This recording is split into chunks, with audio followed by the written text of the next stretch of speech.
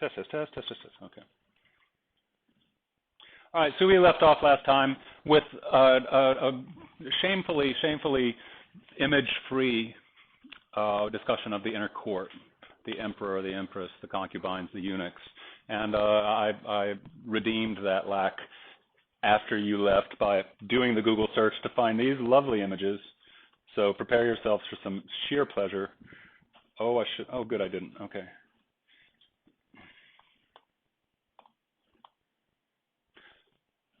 My favorite emperor, Qing emperor, Kangxi, Kangxi. You don't have to write this down, but there is a TV drama called Bubu Jingxin, which is set in the Tang Dynasty, the Qing Dynasty 150 years ago, well, 200 years ago, time of George Washington roughly, where a concubine, actually a 2012 Beijing girl, she's a hip Beijing girl, she's fashionable as all hell, and she's got a boyfriend, and they're coming out from a mall where they've had dinner, and they're having a fight in traffic next to a construction site.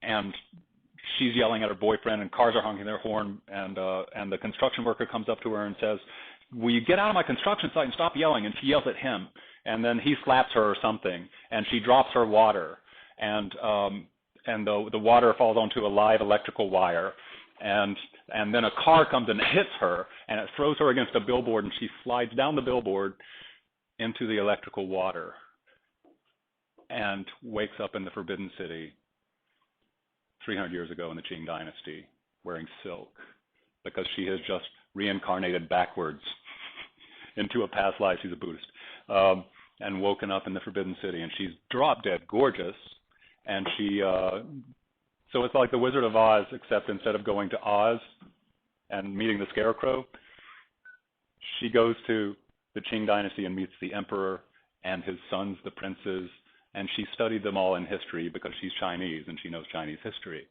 And all of the princes are having inner court conflicts over who's going to get dad's choice to be the next emperor.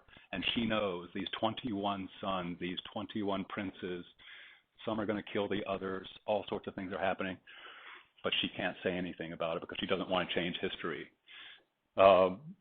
And meanwhile, though, they're all like going, damn, she's hot, right? And so they're all like pursuing her, and she's having relationships with all of them. It's a 35-episode historical drama that's just gorgeous fun. Treat Sforced was depressed when he ended episode 35 because there was no more. And anyway, it's set in this man's, he's the longest serving emperor of Chinese history, Kangxi. He served for 62 years or 61. And so a young man, obviously a soldier or a warrior. He's a Manchu. He's a barbarian from the north. He's not a Chinese. But look at that. What is he also trying to communicate about himself? He is a foreigner. He's a barbarian. He's a Manchu. He's not a Han Chinese. What's he trying to communicate about himself in this image? I'm sorry? Civilized, educated. Older man. The book in his lap. Always. Sage king, right? Confucian emperor. And this is his wife, who started out as a concubine, but her son became emperor, and she became Empress Dowager, and started looking like that. And this is the movie, or the TV show. How do you say it in Chinese? Bubu Jingxi. Okay. All right. Yeah. And this is Prince number 8. And this is the girl who was, at the mall in Beijing 3 months ago, and now she's in the Forbidden City going, how will I ever go back to 2012? It's a gorgeous, gorgeous show. Concubines, concubines, concubines, concubines, concubines, concubines, concubines at home. A Tang Dynasty emperor built this for a concubine. That is a hot springs in the mountains in the Wei River Valley, and he built this entire thing around hot springs just for one of his concubines, all right? So being a concubine wasn't necessarily a bad life if you were good at it. Concubines, concubines, concubines, concubines. Cool, concubines. Because that's what their job was, basically, right? Being beautiful and being attractive. And that was a picture, by the way, from a very, very, very hard to find thing called Chinese erotic art, because the Chinese are notoriously private about sexuality, period. And so, unlike the West, show me a Greek statue that's not nude, at least as a male, and I'll show you a fake Greek statue, right? You have no sense of humor today. You have no sense of humor today. This is that same empress who I showed you later, who went from being a young concubine to being older, the Empress Dowager Cixi, and there she is surrounded by a bunch of eunuchs. And I ended the class last session with, and this is just from another historical drama. You're ready to watch historical dramas now. Yeah, and so this is notice, 0 preciouses. Okay. Whoops, okay. Whoops.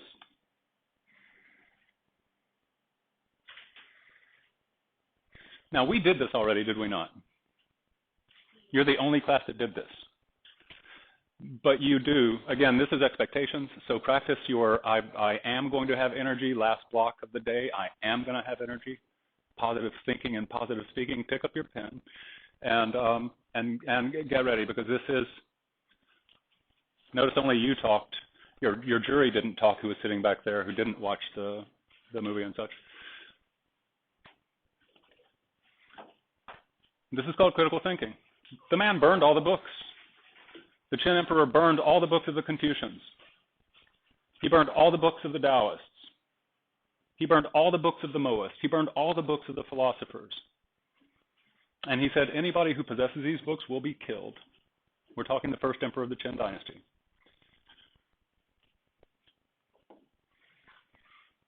Any Confucians, executing scholars, any Confucians, any Taoists, any other philosophers who are second-guessing and disagreeing with my form of government and my legalism, they will be killed too. And he did kill 460, or was it 46? In any case, Mao Zedong, founder of the Communist Party, joked, Qin Shi Huangdi bragged about killing 460 scholars. I've killed 46,000 or 4,600 or something, he joked.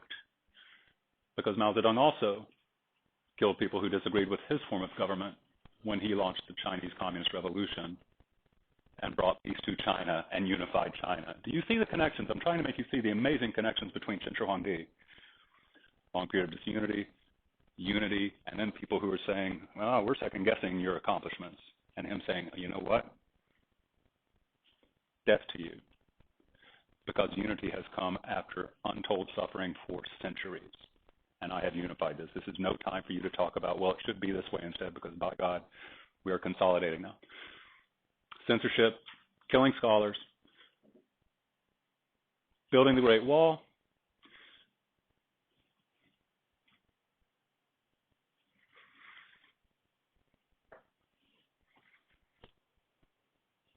Do you guys think that the Chinese Communist Party today is justified in censoring dissidents, critics of the government who say we should have democracy, we should have two-party system like America has? Dictatorship is bad.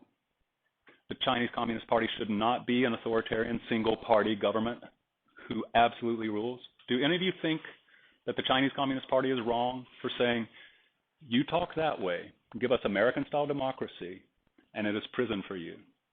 How many of you think that they are wrong to censor people who say our government should be replaced by an American style of government?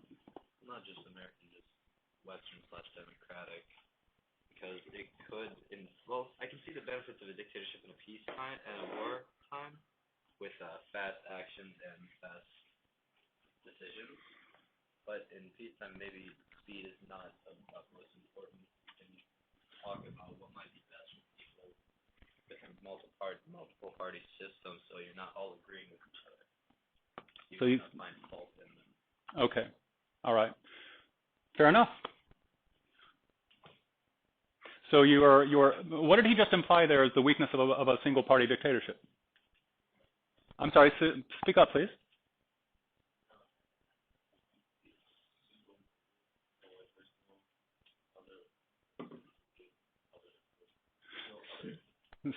There's only one point of view, and they're not hearing like other ideas.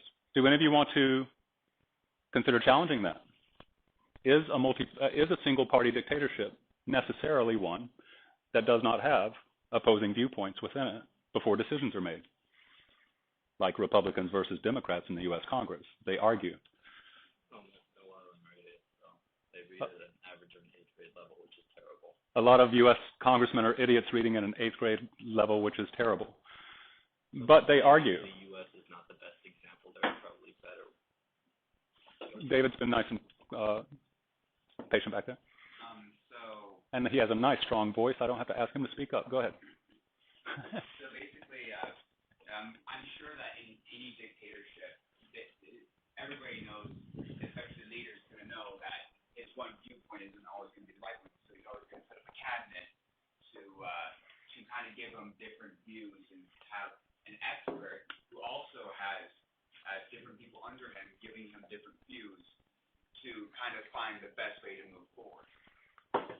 So just because you're a dictatorship does not mean you do not have different, that you're not going to be able to find the best way to move forward by finding what everybody thinks the best way to move forward is. Your point's well made. Okay, Isabel. To expand upon that, I think nowadays, like, the term dictatorship has, like, such a negative connotation that you kind of have to realize that just because they're a dictatorship doesn't mean any of all the policies make no sense. Like, they were implemented for the fact that it was to better the nation, and although other people may have different ideas about how the country should be governed, China, like, although it's been under, like, strict control, like, there hasn't been any problems with it. Like, there are no revolts and such like that, and today it's developing greatly. So I think being censorship in this way is actually helping China, because instead of worrying about what's best, they're just following a certain way and focus on more things, which is developing their economy. Okay. All right. So please put this in your journal. I'm trying to think of ways to make your journal communicate to you better. Like, you know what? That was a reflect. Maybe just a little box saying reflect, Chen censorship, PRC, censorship. That should be enough to make you remember the issues that we discussed right now. Because the great, great, great pleasure of knowing China's ancient history is how much it enlightens our understanding of China's modern current events approach to government and to international relations and all sorts of stuff. And wave one is that foundation.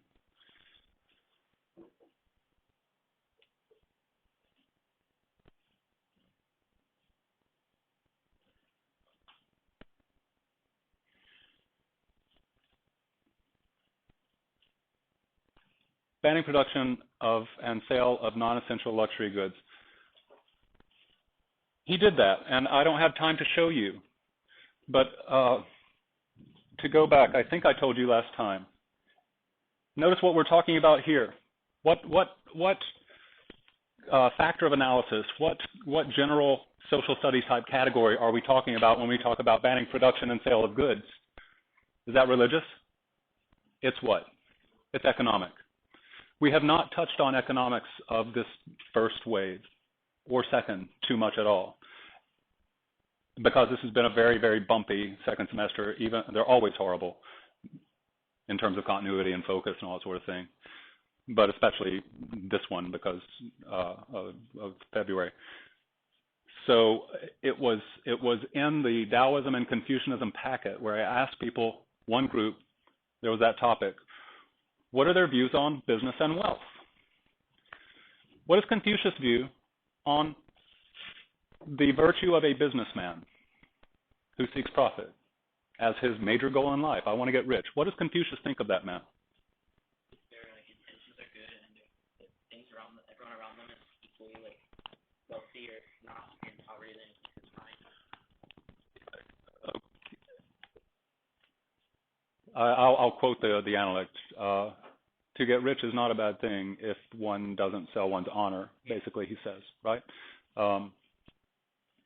Anybody want to complicate Confucius' view on business people?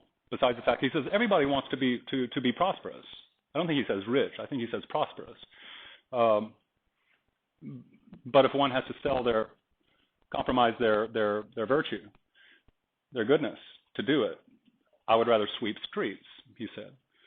So I go back to my question, a person whose life is devoted to profit, like the most important thing for me is to get as rich as I possibly can. What's Confucius' view of that? Is there a difference between the two types we just talked about? One who wants to provide for his family versus one who, a gentleman thinks of blank, a base man thinks of blank. Do you remember that intellect? A gentleman thinks of virtue. A small man thinks of profit, he said. So Rahul, you see that when your motive in your daily life, here I am walking through the day, what motivates me? Profit. How can I make more money? More money. My point here is that the Confucians were clearly against what is so clearly the major motive of most Westerners today, because economic growth is our new religion, and getting rich is our new salvation, and seeking a job that will pay the most possible money is the norm, I think. People, and I said norm, that means not absolutely, there are exceptions. What about Daoism? Does Daoism, don't forget the spam for a second, does Daoism look up to businessmen and merchants?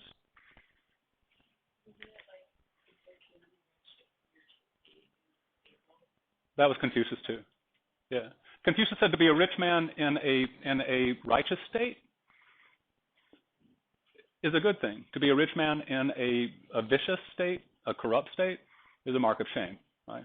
So if you're successful in a corrupt age, you should be ashamed. If you are successful in a good, virtuous age where the common people aren't suffering, and where the leadership and the elites are good people, then you should be ashamed if you're not powerful and famous and such. What did Zhuangzi say when the king of Chu said, hey, go ask that guy who's fishing. I've heard he's brilliant. I want him to be my prime minister. What did he say to that request? Don't you remember Zhuangzi and the fisherman? Really? You don't remember Zhuangzi and the fisherman? Did you read it? I remember reading it. I don't know what he said. He asked about the turtle. Zhuangzi's fishing. The king of Chu, remember the Warring States, that's the biggest state in the southeast. And the king of Chu sends his messengers to go find the sage Zhuangzi. He wants him to be his prime minister. He has heard how brilliant this man is. And so Zhuangzi's fishing. And they come up and they say, are you Zhuangzi? And he's like, yep. And they're like, the king of Chu sends us. The king of Chu requests that you serve as his prime minister. Do you accept? This would be like somebody walking in here going, Barack Obama, Mr. Burrell, wants you to be his minister of education. Do you accept? I'd make $200,000 a year, serve 4 years, less than 200,000, whatever, 150, serve 4 years, and then be able to just charge $30,000 a speech on the public speaking circuit as an education expert for the rest of my life. I could get so rich. And Zhuangzi clearly, as the prime minister of the biggest of the Warring States, could have gotten so rich. Wow. So I'm happy to remind you of this brilliant story that you have forgotten so that you are struck by it, because it's one of the most famous stories in Taoist literature. And Zhuangzi said, I hear that the king of Chu has a turtle that's hundreds of years old, wrapped in silk on the altar behind his throne. Is that true? And they go, yep. Clearly the turtle's dead, right? But it's wrapped in silk, in a place of honor, in the seat of power. Is that true? They say, yep. And he goes, now, what about you? Would you rather be a turtle wrapped in silk, dead at the seat of power, or a turtle dragging its tail in the mud in this river? And the messenger said, well, clearly I'd rather be dragging my tail in the mud. And Zhuangzi said, then leave me alone. I want to drag my tail in the mud too. And he never turned and looked at them, right? Because he was not interested in this life of power, fame, wealth, and luxury. This is our second piece of evidence.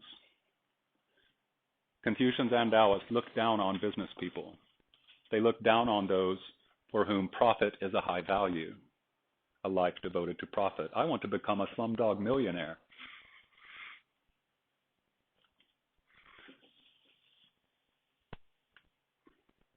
now back to our Qin, because notice that's two of the three major Chinese philosophies, and the third major one is legalism.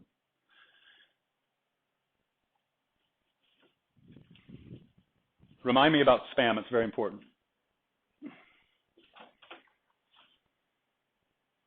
What am I looking for? What am I looking for? What am I looking for?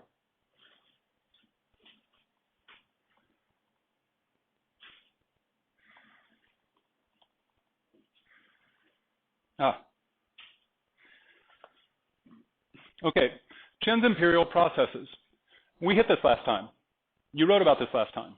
This is when he took his tours of the empire, showed his face to the people, showed his power to the people. By God, I am powerful, and you're all going to see that I exist, and you are going to be cowed because I have a new peace to protect. P-E-A-C-E, peace, right? And these different places are where he left his only surviving writings, in which he wrote on stone, on big stone slabs called stele, S-T-E-L-E, for any of you who want a good vocabulary, big stone inscriptions, stele, S-T-E-L-E. It's a big stone slab upon which monumental speeches are inscribed, right? Like a tombstone, except way bigger. And he left his reports on these stele to the gods, or to Tian, and to Earth, and yada yada, reporting his accomplishments. And in it, he said amazingly Taoist things. I have established peace. All under heaven, which is China, all under heaven is regulated, and I sit still. Very yin-yang. All under heaven is regulated, and I sit still. Because I have made clear to the black-haired people what is right and permissible and what is wrong. And so the people know to do no wrong. And all get what they want in life, as long as they do what is right. Blah, blah, blah, he goes on. And so he includes his report of the things he did. I have defended against the northern nomads. I have built a network of roads. I have standardized the currencies and all those things that we talked about last time. But he adds one detail that is my focus here on the economics. So Gabe, I can't tell if you're listening or not. This is important because Chinese communism makes absolute sense in this civilization because they have always been mistrustful of people who want to get rich at others' expense. They've always been mistrustful of too much luxury. And that's a pattern. The Duke of Zhou, sumptuary codes. Too much luxury is a danger. Keep the people from having more than they need without dishonoring them. And so you honor them by giving them more than everybody else, but not letting them have more than that, right? Luxury is a danger. That's an economic value system right there. Confucius says the profit motive turns people into small, petty men, base men, bad men. They put profit over people. The Taoists in a million ways. And now Chen Shuang himself. He says this in the inscription. I'm delivering the line now. I have banned the production of all non-essential goods. I have banned the making and marketing of non-essential, and that's the key phrase, non-essential goods.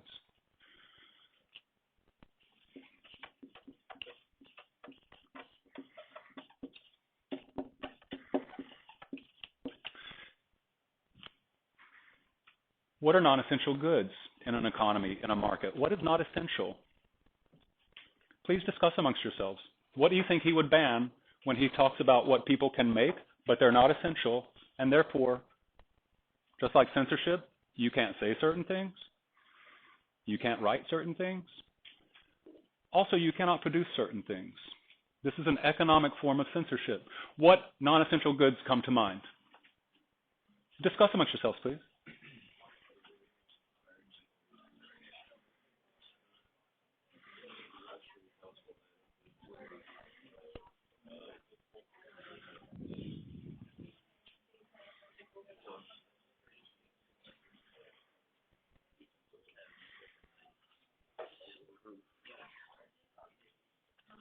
Okay.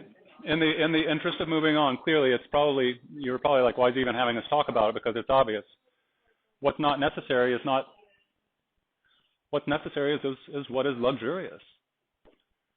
And so the Chinese have, the ancient classical Chinese, classify items in the market in two basic categories. And here they are.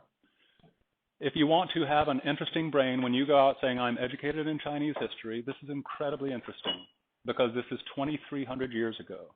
And they're already saying that there are goods that are primary, essential, necessary, and those should be manufactured, and those should be marketed and made freely available to all people because they are useful. And yes, people should pay for them, and people who make them should get paid for making them. That's the primary. That's the essential. That's the necessary. But those who make secondary goods, or non-essential, or unnecessary goods, they are a problem in this world. And Qin banished their activity. The people know what is okay to do and what is not okay to do. And so they do good things now. It's not okay to do a bad thing like make and market luxury items. Bizarrely interesting.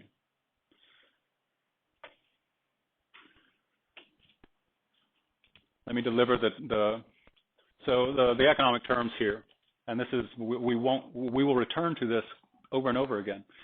The economic terms are the economic concepts, but also now let's talk about the social structure.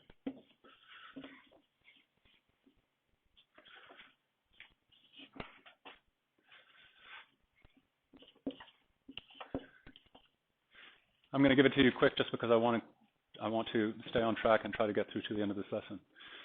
The term spam gives us our Chinese social hierarchy. Spam, okay? The elites in China, last time we talked about the officials for the Qin, the legalist officials now, and I think I asked you this question. Again, you're my first class, so I might not have. Did I ask you if they were or were not scholars?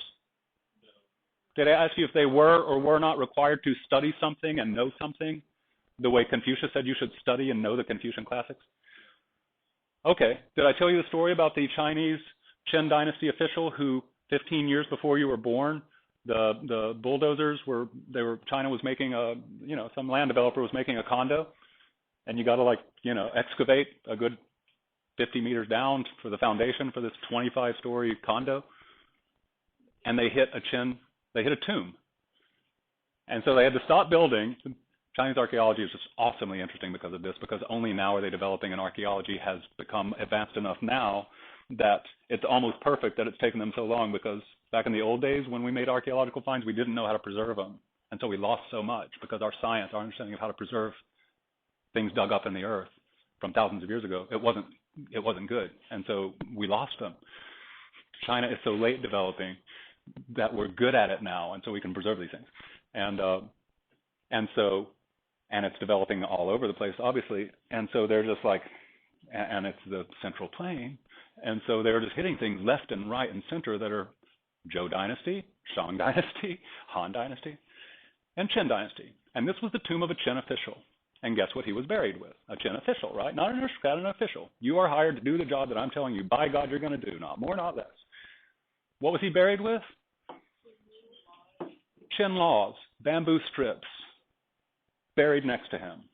And we were like, oh my God, we've never been able to read them. We have always yearned for actual primary sources of Qin law code so that we could see if it was fair or not fair, if it was as brutal as the Han Dynasty said it was, on and on, right? So I return to my question. Based on the evidence of a skeleton with bamboo strips that have law codes on them from the Qin Dynasty, did this man have to be scholarly and studious and knowledgeable about literature? What type of literature? Legal. And I'm sure I hit this. So we were talking about a law enforcer here. We're talking about basically a cop and a police state, right? That's what legalism is.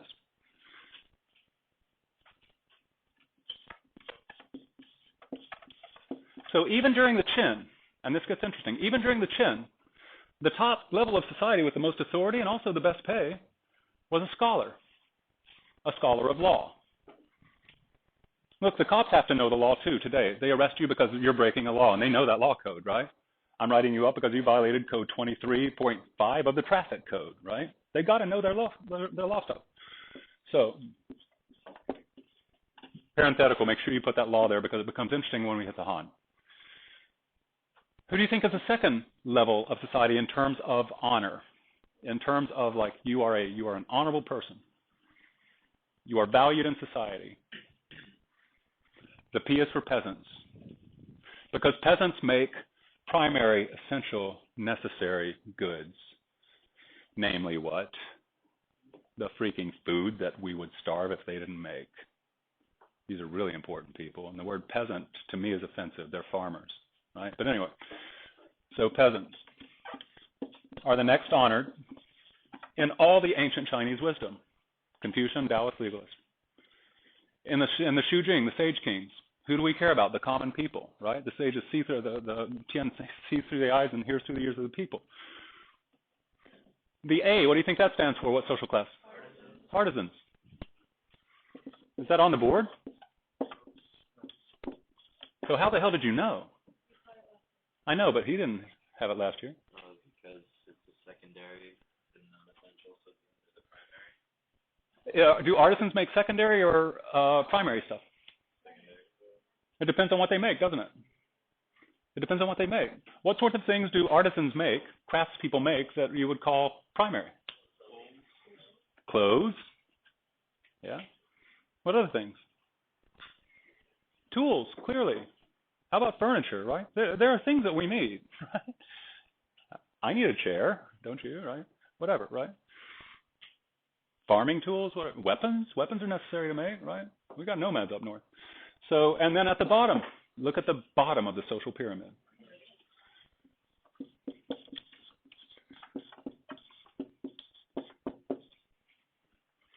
Confucians, Taoists, legalists.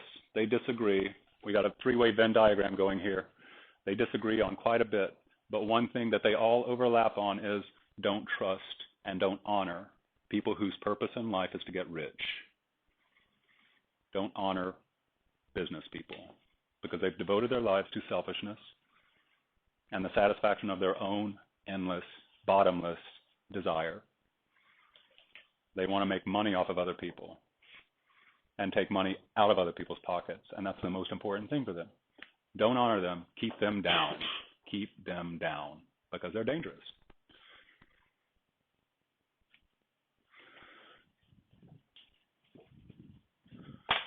And so Qin banned their activity. I want you to put a new text box. Do you agree with that? Do you agree that there is a problem with letting people produce non-essential goods as much as they want to in today's world? Or do you think that the market should be free, as you were grown up being taught, and that entrepreneurs should be free in this free market to produce whatever they want to produce and market? I challenge you to think from their point of view about today's world and whether you can argue that they don't have a point, that the unlimited production of non-essential goods is indeed a danger, and that allowing people to do that without limits, and I'm not talking, obviously there are limits you can't make, I don't know, heroin and market that. The legal, unlimited, unnecessary goods is a problem. Discuss. Do you think that they are an interesting alternative to the idea, the worship of the free market that we have?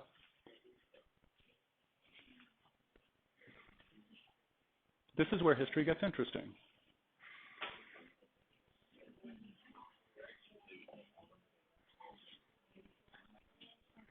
You're welcome.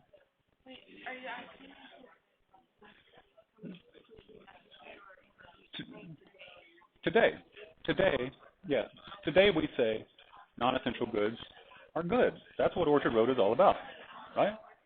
And that's what free enterprise is all about, and entrepreneurialism, and the free market, and all that stuff, right? And capitalism, right? It's all about economic growth, right? And getting richer and richer and richer. So they say that that's a really dangerous thing. I'm asking you to think, looking at the world today, can you see their point?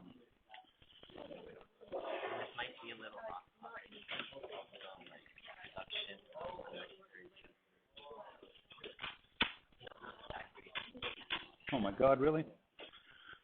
Oh, sorry.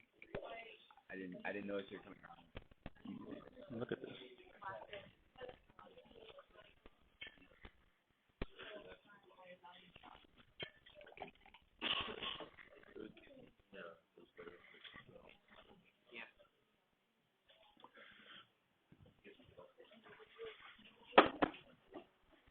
Anybody hungry?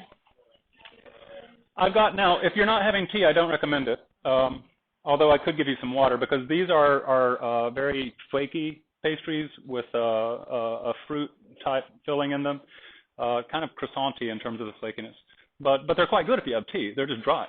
And so if you have tea, they're really good. And so please help yourself. You're warned. I told you. If okay. You're welcome. Now, so what came out of this discussion? No. Before I ask you, put another box, because here's a new reflection topic.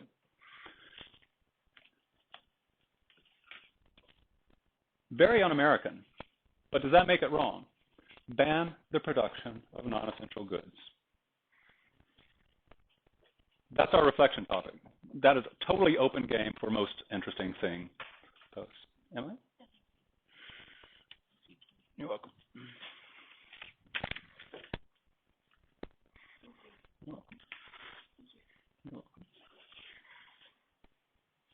I've got more. Now, so the unsurprising answer would be, no, that's totally wrong. The interesting answers would be, actually, when you think about it, there's something to be said for it. Did any of you actually have those discussions? Thank you, Savannah. What did you have?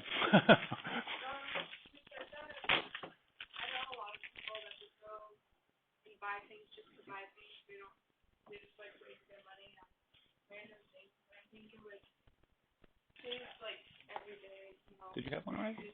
Normal people, I think it just save them money. And also, maybe it would take the competition out of business. Okay, make your point concisely. I think it would save people money instead of wasting it on random things. Okay, that's true. There would be less poverty if people weren't tempted to spend the little money they might have, if they're not filthy rich, on things that are not necessary. You're welcome. Okay, interesting point. It would, if you were to limit secondary goods and such, it would de-emphasize the importance of really good, and you put that somewhere else, creating equality, stuff like that. Creating what? Working for equality, instead of being the best, you can instead you might look for that person doesn't have. Okay, so it would make space in your head for values beyond. Yeah. I want to go shopping. I want to be fancy.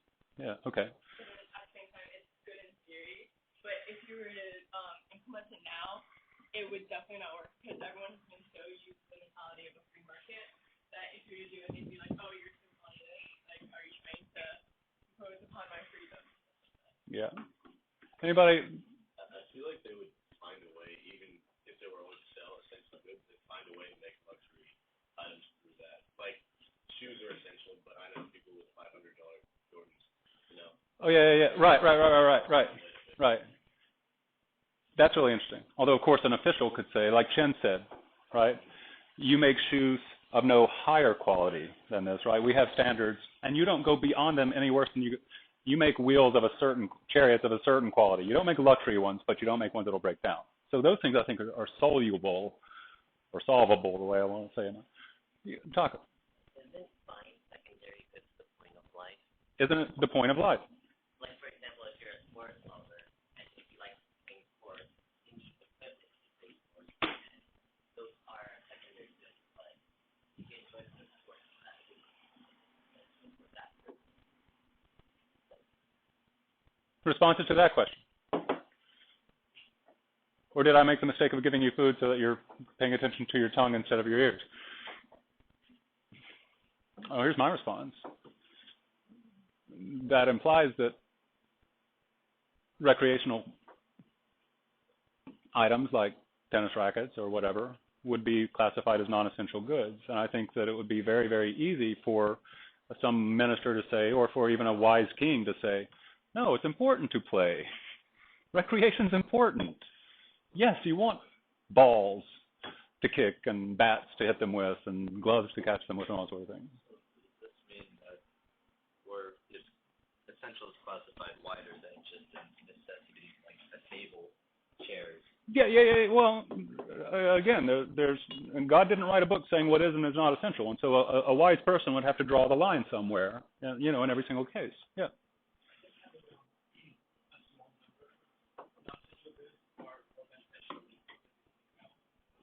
Speak more loudly, please. Like, completely cutting them out wouldn't be as beneficial as something like a few. Like, you're able to experiment more and have more advances. You have some non-essential goods. Like the computer. It was, at some time, it was a non-essential good, but now you have it everywhere.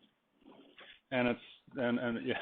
It's really one of the most important advances we have. Yeah. The automobile could have been called the same thing. What's funny is what I have not heard come out of anybody's mouth. And if you go to the Eagle Talks tomorrow, you will hear me talk about it. So remember this. If you go to Katie Wilhoit, the Executive Council's Eagle Talks tomorrow after school, 3 to 5 minute speeches, students and teachers and others. Katie asked me to come and give one.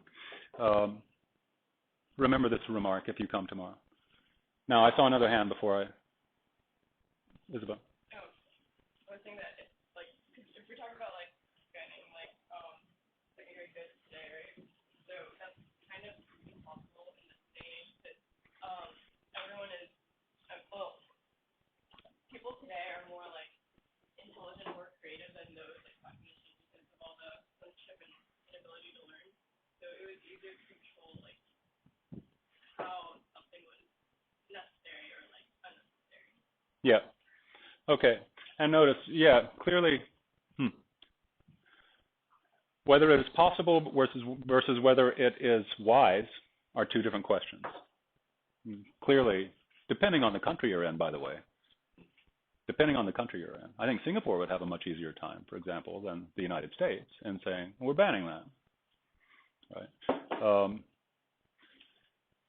After all, they make automobiles twice as expensive, as you all know, right, through the COE and then the importation, the duty imports on new cars. COE is twice as expensive as some cars. You can spend $150,000 to drive a $30,000 car in Singapore, pricing cars out of the range of most middle-class, working-class people, right? And Singapore did that. And notice the people didn't storm the Singaporean government. They limited, and they consider, this is so interesting, they consider the car and classify it as a luxury good. Because you know what? As a non-essential item. Because we have the MRT and we have affordable taxis and all sorts of stuff. So if you want to have this luxury item, this vanity thing called a car, well, by all means, you're welcome to. But you're going to give us a hell of a lot of money so that we can build better infrastructure, MRT, public transportation, and so forth, right? It's very interesting, actually, in that connection. But what I have not heard come from a single one of your mouths is that the North Pole, the Arctic, is melting. That scientists from the United Nations are saying that temperatures by the time you're 60 years old are going to be 4 degrees Celsius higher. That's 10 degrees higher on average. That the jet streams are moving because the oceans are warming to the degree that the predictable wind patterns that carry clouds with rain into the same places year after year, century after century, millennium after millennium are now changing because the oceans are warming due to our carbon production from our free market freedom to produce as much as any motivated entrepreneur can manage to produce. And we are in an age where humans have changed the climate.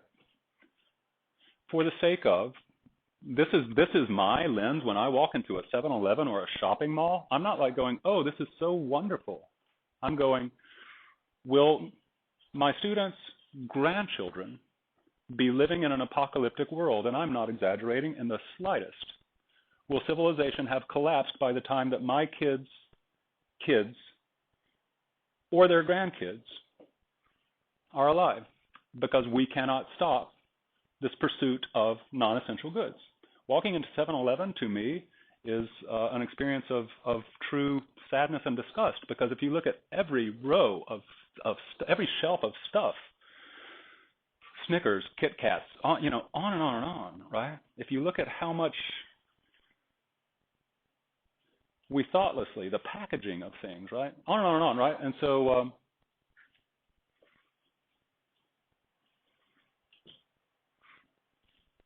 and it didn't come out of a single one of your mouths. That's what's interesting. You don't know current scientific predictions from the expert scientists on, the United Nations. Scientists from every single country on this planet agree. But business people pay Fox News to plant people saying, oh, climate science is a hoax. It's not true. It's not proven. UN scientists are unanimous about this.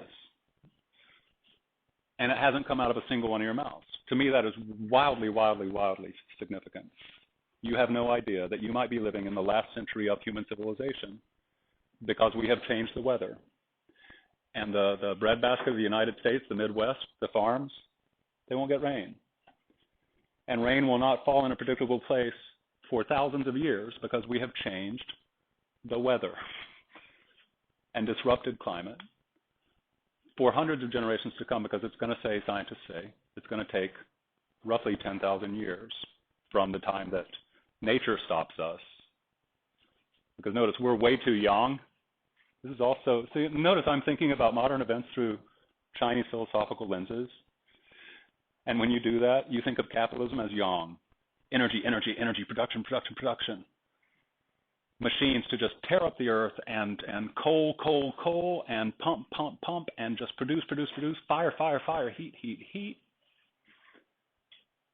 And yang is just like being totally, totally destroyed. But it's going to balance itself back out, and this is what scientists are telling us, right?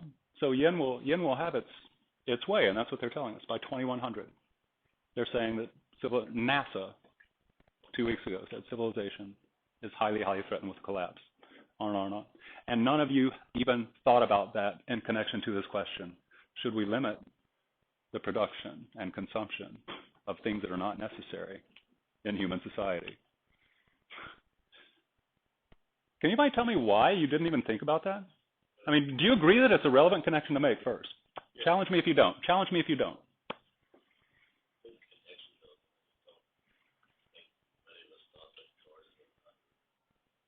I'm sorry, I can't hear you. I think that what you said was relevant. We just didn't connect, cars with non-essential items growing up, I guess.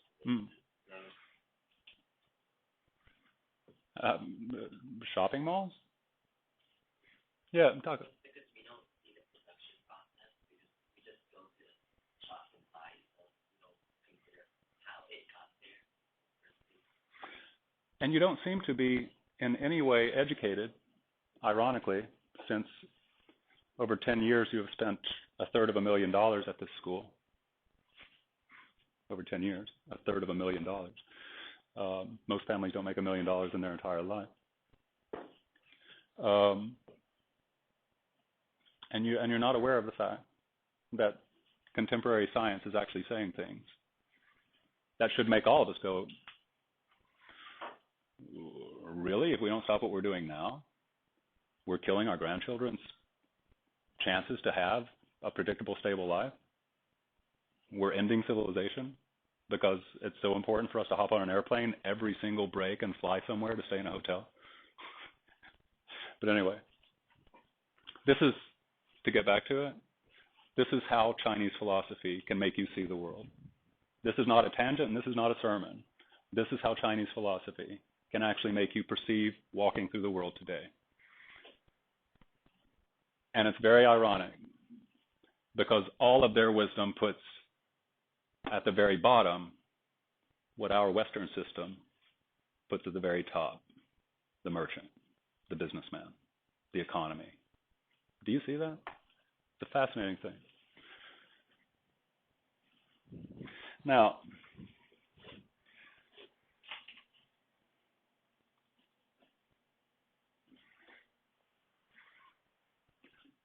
it's good to see some of you writing, because most interesting things, this is the last history of China class that I will teach, right? Because I'm doing East-West next year. And I don't know how much, and I don't know. And so this is the first time that I've actually had this conversation about this connection to make to the modern world. And when I say most interesting things for them, I'm happy to see people who are writing down the interesting things instead of just like the historical facts thing in their journal, because it's these things that are the most interesting things that studying history does for you, right? They really make this present time interesting as well. And to treat these little pauses as not part of the things of history is to miss the point of history altogether. Now,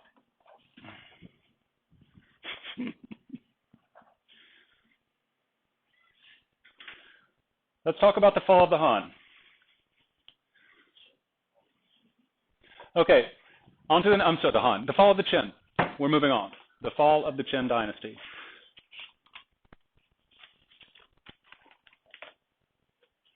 How long do you think the Qin dynasty lasted? How many years? Let's recall. They built the Great Wall, which is 3,000 miles from New York to Seattle. They built the Great Wall. They built an interstate system from north, south, east, west. And the other things that you saw in the film. How long do you think this dynasty lasted? Okay, so I guess you remember from the film. Here are its dates. Write them down. 221 BCE to 206 BCE. Who's older, the Qin dynasty or you? Who's lived longer? How many of you are older than the Qin dynasty ever was? Right?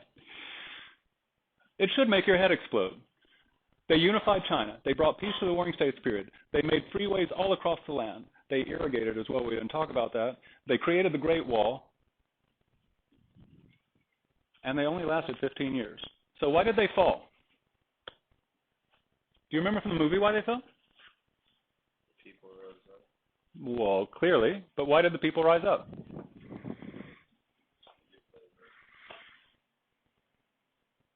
Okay, I'm going to... Here we go.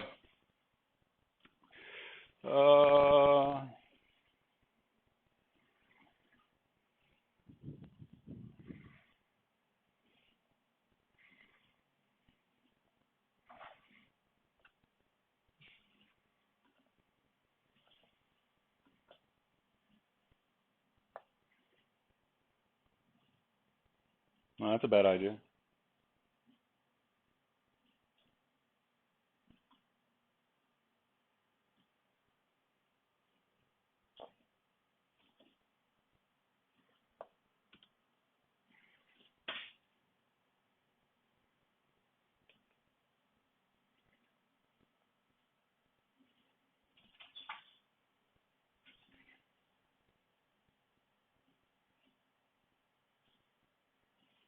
Oh, hell and damnation.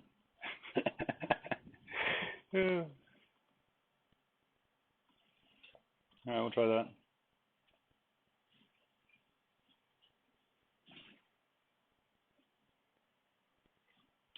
Sorry, guys.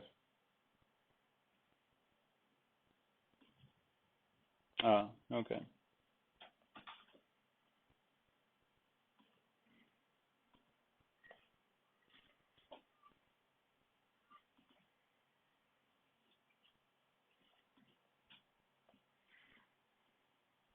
Okay. What was the problem with the, no. You tell me what comes to mind on this. Shen Huang. What was weird about him, by the way? What was weird about this man who did so many great things that caused his death? If you watch the video, it was very interesting. Well, he was paranoid. He was obsessed with immortality. And so, did he die of a nice old age? No. He died because he wanted to live forever. This is so noteworthy. Because the Chinese don't want to die and go anywhere else, and so what's the best thing? And what do Taoists say is the successful life? Taoists say a long, happy life. That's the best you can do. That's what a wise life will give you, longevity, to live a long time, right? That's the best thing. That's what wisdom leads to.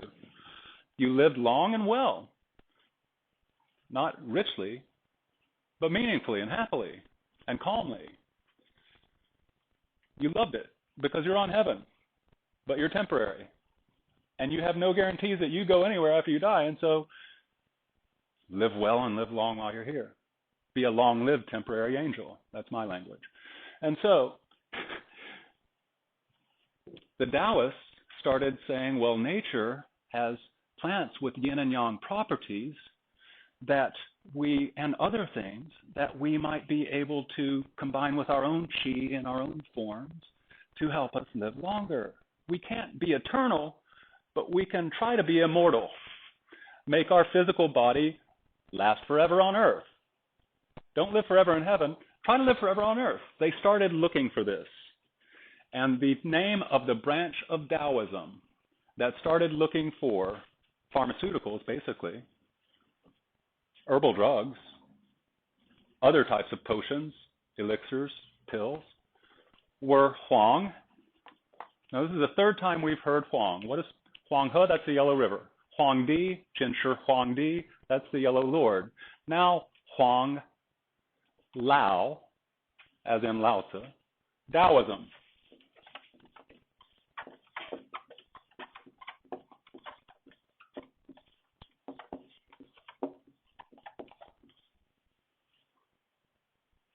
Write it down. Huang-Lao Daoism combines the names of the Yellow Lord, Huang Di, credited with inventing China, basically, and Lao Tzu, father of the Tao Te Ching. And this is a more religious form of Taoism. So, okay, write these two words down. Popular or folk Taoism. Not philosophical. Popular, as in the people, common people. Folk, as in from the common people. So it's a popular folk Taoism, much like witches in the age of witchcraft, where, old women would go through the woods and the forests and look for herbs and such in the West, and they were called witches. It was a similar thing. We're looking for herbal remedies and powers to prolong our life. So they were very, very, very focused on making the body not die and decay, making old age not kill the body, all right? It's a very interesting thing already. I hope you agree. The first emperor wanted to live forever because he made a new empire, the Qin Dynasty. And he wanted it to last forever. And he wanted to be there to enjoy it as long as he could. And that's why he was taking these mercury pills. They looked at mercury, the stuff in your thermometer, and you know that it moves around of its own free will, right? This silver liquid that moves around of its own free will. It doesn't stand still. It looks alive, but it's not. So of course it caught the attention of people who said, "Oh, look at the yang in that, man, in that mercury. Let's drink it, or let's mix it with other natural items, make pills of it, and take them, and that will make that'll make your qi last longer. It'll give more yin. I'm sorry, yang, and it poisoned him and killed him."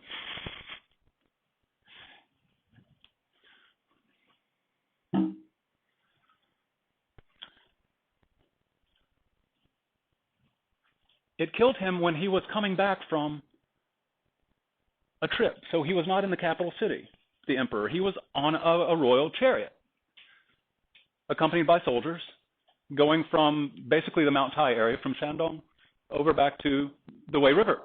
and he died in the wagon. And his eunuch was with him. And that's why I stopped last time, because you have to know the inner court, and you have to know how the eunuchs are the person that the emperor trusts more than anybody, because I knew him since growing up. We talked about this, right? Okay, so this is his, and this is from a great, I'm watching it, I'm on episode 24 right now, about the Chu Han contention, the story of the Han Dynasty.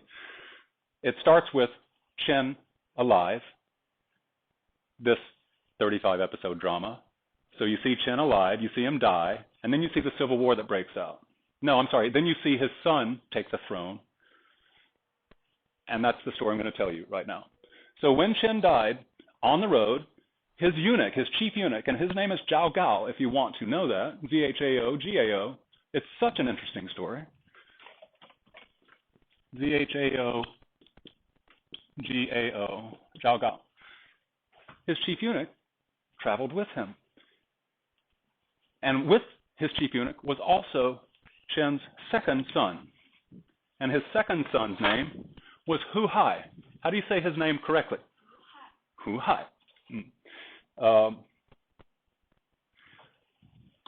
And this, oh, it's a lovely, just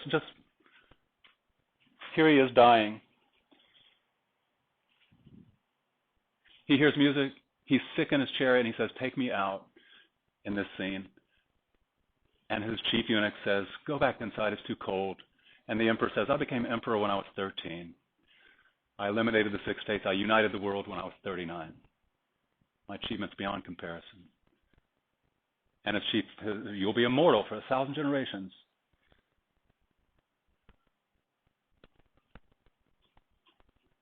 And he's dying here, and it has him look out over and say, such a beautiful world.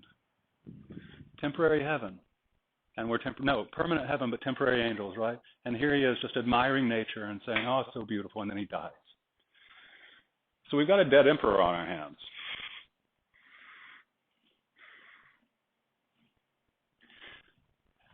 How do you say his name? Hu Hai.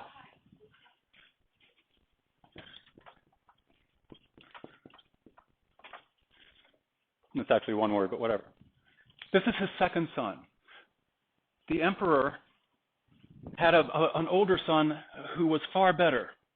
Look at this guy. He doesn't look particularly intelligent, does he?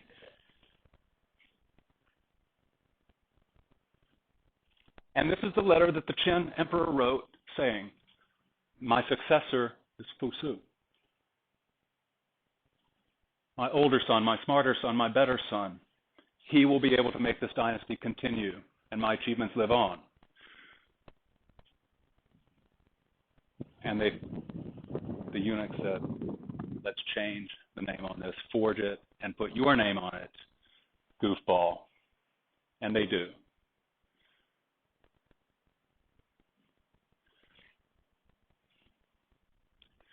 They bring him back. His body starts rotting. People are coming out from villages all over the place saying, oh, look, it's the emperor, it's the emperor. And his body is rotting and it's stinking really bad. And they don't want people to know that he is dead because he's away from the capital city. Nobody knows he's dead. And this could start a revolution all over again. And so, do you remember from the movie how they camouflaged the smell of his, they put raw fish in the cart behind him so they could say that's the smell of rotting fish? Okay, he died. Now,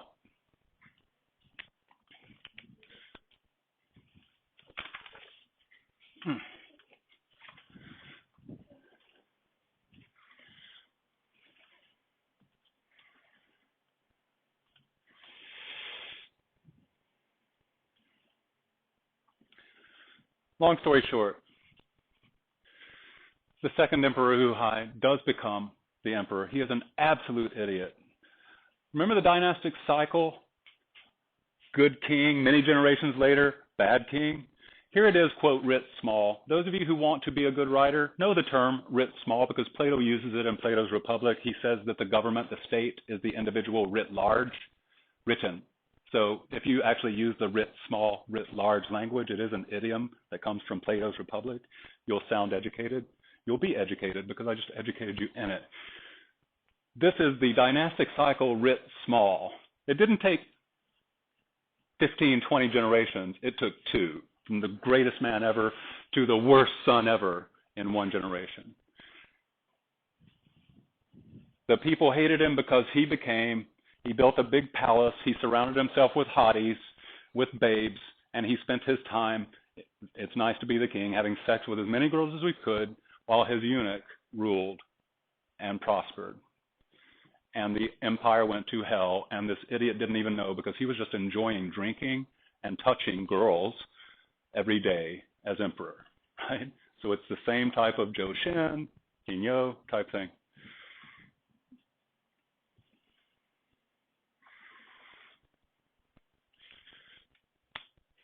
People are building the Great Wall. People are building that mausoleum of the Qin Emperor, which if you watch the film, did you think when they studied this man-made mountain under which we read in that stack of books on my desk, the Records of the Grand Historian, Han Dynasty history, did you believe that there were oceans of mercury and rivers of mercury flowing under that man-made mountain where Qin was buried on a Mercury Way river that met with a mercury yellow river flowing to a mercury yellow sea? That's what was written. Did you believe that it was under there? And were you amazed when scientists found out that apparently there were oceans of mercury under that mountain? To vote for the final homecoming court. These nominees best represent the core values of SAS while being models of academic and extracurricular success. Your senior male nominees are Alex Bean, Lucas Phillips, Vivek Narayan,